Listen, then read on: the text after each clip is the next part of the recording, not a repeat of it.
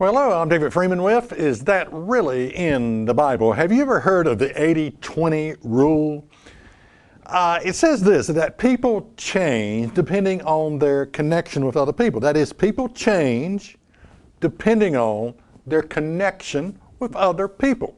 If you present a truth, here's the rule, 10% will believe it, 10% will do nothing, 80% will believe it depending on their connection with others. If you present a truth, 10% will believe it, 10% will do nothing, 80% will believe it, but it depends on their connection with other people believing that same truth. Basically, what it says is the influence that other people have on us. It was Zig Ziglar that said that teenagers get on drugs depending on their connection with other children on drugs. Teenagers practice promiscuous sex depending on whether they're hanging out with other children who are practicing premarital sex. And you can reverse that. Your child will not get on drugs if they're hanging out with kids who are not on drugs. And your child will not practice promiscuous sex if they're hanging out with kids who don't do that. So, you know, the influence that other people have on us is incredible. The 80-20 rule also applies to believing a lie. If you present a lie, 10% will believe it, 10% will do nothing, 80% will believe it depending on their connection with other people believing the lie, you see. Another way of putting this is this. The majority of people will believe a truth depending on their connection with other people who are also believing the same truth.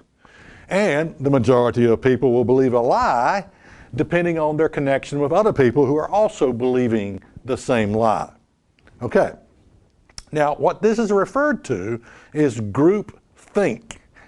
Groupthink is the kind of thinking in which maintaining group cohesiveness and solidarity is more important than considering the facts in a realistic manner.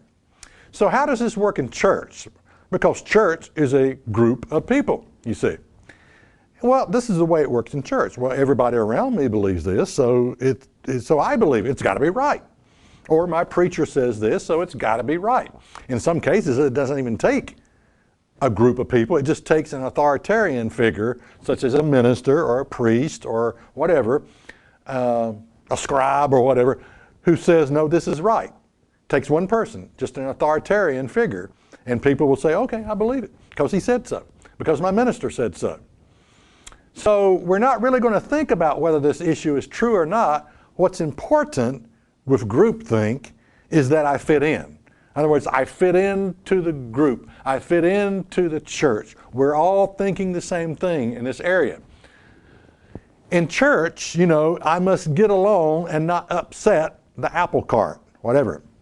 I've got to be nice. I don't want to be unchristian, you know. Now, it's strange in construction work. You know, I do construction work, and a bunch of construction workers can argue, fuss, and fight and disagree all day long. But in church, you can't do this. In church, you got to be nice. You got to all get along with one another. You got to all think the same way, you see. Check us out on the web at isthatreallyinthebible.com.